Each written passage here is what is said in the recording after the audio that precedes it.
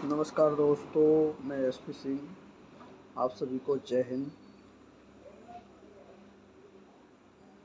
और मैं एक क्लास लेके आया हूँ भारत का राजकीय प्रतीक। भारत जो है भारत का एक राज्य चिन्ह, भारत का राष्ट्रीय प्रतीक है। ये भारत का राज्य चिन्ह ज़्यादातर सरकारी दफ्तरों में चिन्ह के प्रेरित करते हैं। और जितने भी सरकारी, केंद्र सरकार या राज्य सरकार हो, कभी सरकारी संस्थानों या दफ्तरों हो, वहाँ ये राष्ट्रीय प्रतीक लगाया जाता है। ये जो अशोक का सिंह चतुर्मुख स्तंभ शीर्ष है। 200 ईसा पूर्व की एक मूर्ति है। भारत भारत में जितने ही सरकारी दफ्तर हैं, या केंद्र सरकार के, राज्य सरकार के हों या अर्ध सरकारी, उसमें ये राष्ट्रीय प्रतीक संभाल के रखा जाता है, जिससे हम इससे प्रेरित होते हैं। भारत की अखंडता, प्रभुत्ता, और ये प्रतिमा चारों सिंहों को दर्शाने वाली एक आयामी प्रतीक है।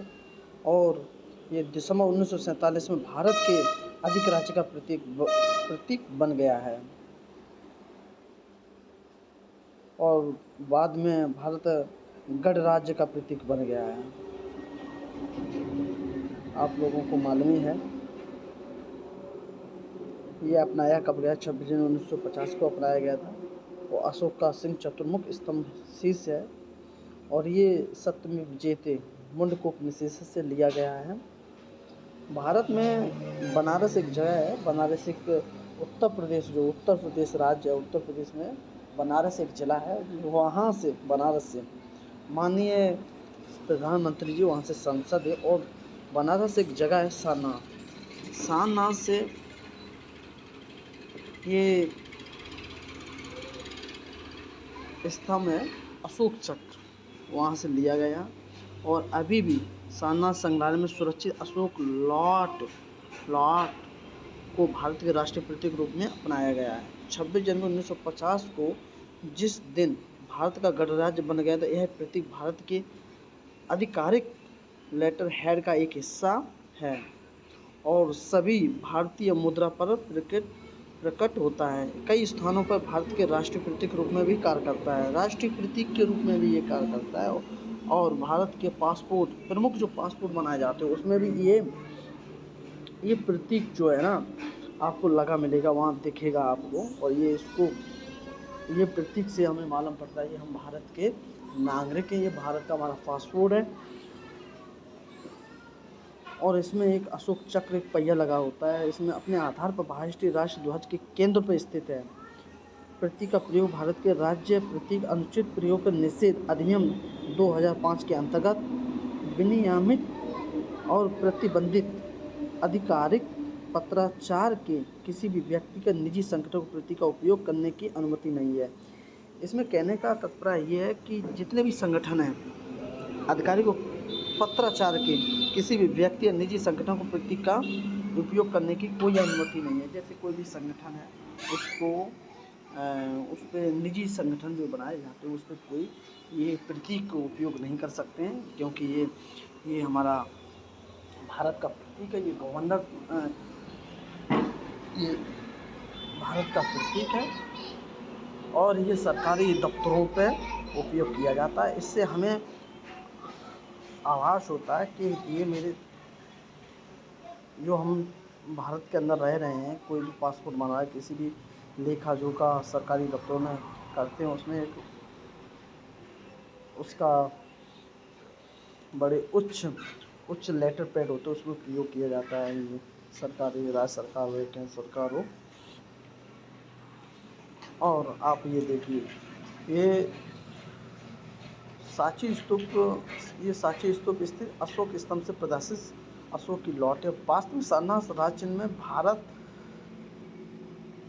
भारत तो अपने आप में एक विशाल एक सुंदर एक कंट्री है और राज्य चिन्ह में चारों एशियन शेरों के पीछे पीछे खड़े हुए हैं, जो शक्ति, साहस, आत्मविश्वास, गौरव का प्रतीक है।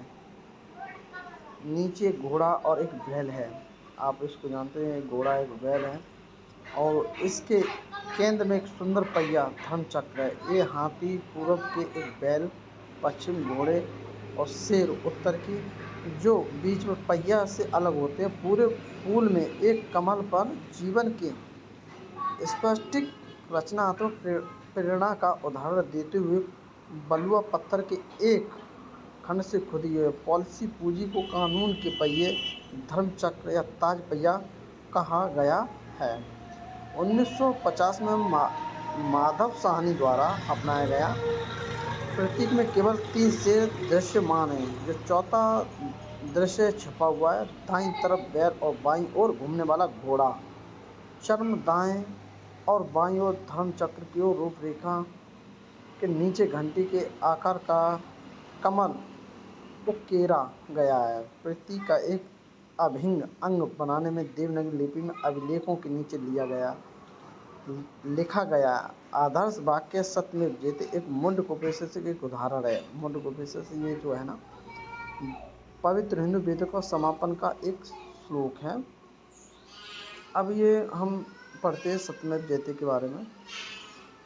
ये आप लोगों ने तो अभी बताए थे आपको। सत्यमेव जयते संस्कृत विस्तृत रूप एवं सत्य एवं जयते भारत का राष्ट्रीय आदर्श वाक्य। इसका अर्थ है सत्य ही जीतता है और सत्य की जीत होती है।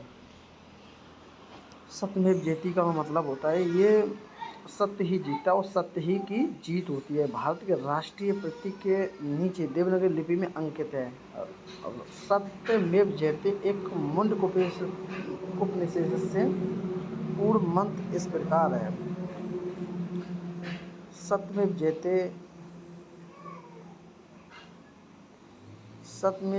जयते राष्ट्रीय पटल पर लाने और उसका प्रचार करने में मदन मोहन मालवीय कांग्रेस के सभापति के रूप में उनको द्वितीय महत्वपूर्ण भूमिका रही है।